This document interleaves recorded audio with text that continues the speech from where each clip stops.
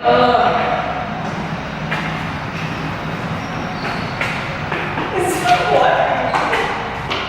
so excited for next weekend. It's gonna be so fun. Are you listening to me? You're so annoying.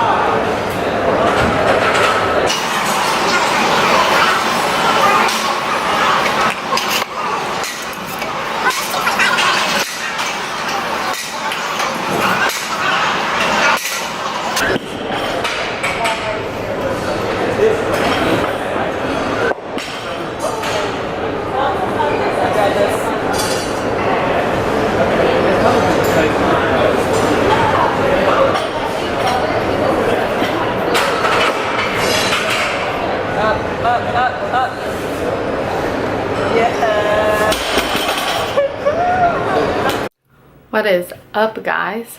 It is February 22nd, and Gus and I are about to go on a walk. And we're gonna walk to Memorial Coliseum on UK's campus because today is Dance Blue. So it's been going on since 8 last night and it goes until 8 today. It's a 24-hour dance marathon to raise money for kids with cancer. And it's really great. So Gus and I are gonna go surprise our friend Blaine and my little Allison. If you didn't know, I used to be in a sorority. Today is also a very hard day for my family, so I'm just trying to keep my mind preoccupied because I know if I spend too much time thinking about it, I'm going to cry. So me and Gus are gonna go on a walk. My camera's on 19%, of course. Didn't think about charging it this whole time. I've just been sitting around doing homework. But we're gonna go. And then we're gonna go work out and do shoulders. I'm not gonna record it because my last video was shoulders. So go check that out if you want a shoulder workout. What's up, guys? It is Monday, February 27th, and I thought I would just come on here. I'm rocking that no makeup acne look, so embrace it. To talk about cutting for events slash vacation slash how you should structure like your life. I don't think it's necessarily bad to cut for an event, but it can put unneeded pressure on you, and it can just be very hard to enjoy the actual event because you're so worried about how you look. And I am not immune to this either. Last year for the Arnold, I tried to cut to try and look a little bit leaner to come off as, I don't know, better looking. But this year I'm going in it as a bulk, and I'm going to rock crop tops. I don't care. But the main thing I want to talk about is consistency in your plan of attack. So it's fine to cut for events. In fact, I'm doing a mini cut, and conveniently is right before I go on a cruise. But the thing is, you don't want to confuse your body too much, or you don't want to switch your goals constantly. So if you constantly feel like one week you're like, I'm gonna bulk, and then the next week you're like, no, I need a cut, like that's really going to mess up your success rate. So I was talking to one of my MyProtein teammates the other day, Devin, and she was saying that she wanted to really hone in on her nutrition, everything she was doing to see more progress. And we talked a little bit and basically came to the conclusion that consistency is what's going to show you progress, consistency and intensity. But if you're constantly changing your goals back and forth, you're really not going to achieve them, because goals in the end are all about like the effort and work you've put in towards it. And let's say you have a goal of graduating college, and 1 week you try really freaking hard and study really good, and then the next week you're like, oh no, I don't really care about college, or I don't need college. So then you don't try and you slack off, you skip class, and you miss assignments.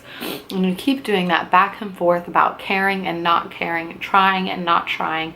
And what do you get at the end? You probably get a very mediocre grade, or you get a very bad grade. And that's how it is with your body. If you're going to change from low calories to high calories to, oh, I ate a lot last week, I'm going to try and cut this week or eat less this week, it's just going to counteract your goals. So you're never going to get the leanness you want, and you're never going to put on the muscle you want, because you're constantly flip-flopping. So I know I already did a video on like if you should bulk or if you should cut, but I would go back and watch that, because I had a lot of good points about when you're ready to bulk or when you're ready to cut. Especially cutting can be cutting is the thing you should really look out for the most. A lot of people want to cut when they're already on low calories or they're already not consistent with their nutrition. And if you're doing that, then there's no real like baseline to start. So if you don't know what calories you're counting from because you haven't been consistently tracking, then it can be hard to see progress, or you don't know where your starting point is, so you start at a random point and you can be starting too high, too low, just not in the right point. I also think that people want to cut too often. Yeah, it's great bulking because you get a lot of calories, but it can also be sometimes uncomfortable because you're putting on weight. You're putting on mostly muscle, but you're also putting on fat, and it can be uncomfortable. Yeah, it crossed my mind that, oh, I'd love to like look lean again, but in the long run, like if I want to accomplish my goals, I'm gonna have to be uncomfortable for a little bit. I was told I need to put on more muscle, so I need to put on more muscle, and with that comes fat. So yeah, I'm 10, 15 pounds up from stage weight, or from a leanness that like can be attractive to the outside world and to myself. I'm not gonna lie. I'm not gonna be like, oh, I thought I looked gross. Like, no, like people like being lean. But I guess the biggest thing is to really think about your health. I've been talking about this for a while, but long-term health and longevity in the sport of bodybuilding, or just like your health in general, is very important. Since I'm in a nutrition class and learning about health and learning about my body and what I'm putting in my body, then I'm a lot more like conscious. So if you don't follow me on Instagram, go hit me up on Instagram at Sue Gaines, and I just put a post about protein. So I'm going to every week on Instagram to put an educational type post about something in regards to nutrition, because I think it's hella lame that there's no formal education when it comes to nutrition. And so many of like the leading causes of death and just problems with like body image and a multitude of other things come from eating. And eating is such a big part of our culture as humans and as Americans. Then like, why don't we teach people how to eat? Like, it wasn't until like this year that I've had any formal education on nutrition, and it's my last year of college, and it's something that I chose. It wasn't a required course. So I think that's hella lame, and I think there should be courses about nutrition in schools. Another thing about BCAAs that a lot of people don't realize is that BCAAs have calories. So you see people say, oh, I'm sipping on BCAAs all day, but majority of them probably aren't counting them towards your calories. Now, I'm not saying you should track every single second of your food if you're like a normal living human being. I have different goals, so I have to, but BCAAs have calories. And so if you are drinking those and you're like not losing weight or not reaching your goals, it could be because you're not counting calories for something like BCAAs or other supplements that you don't realize have calories. So that was just a little education moment with me about protein and BCAAs. There is such thing as eating too much. It does not mean that there's more gains to be had. Eating the right amount of protein for your body is very great. Like, once you find that number that's good for you, like, stick with it. Please do your research. Please embrace this beautiful acne I have going on. Like, I think I look fabulous, honestly. So great. I love it.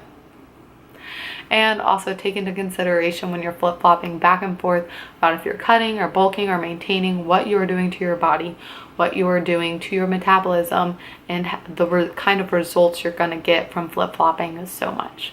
Thank you guys so much for watching.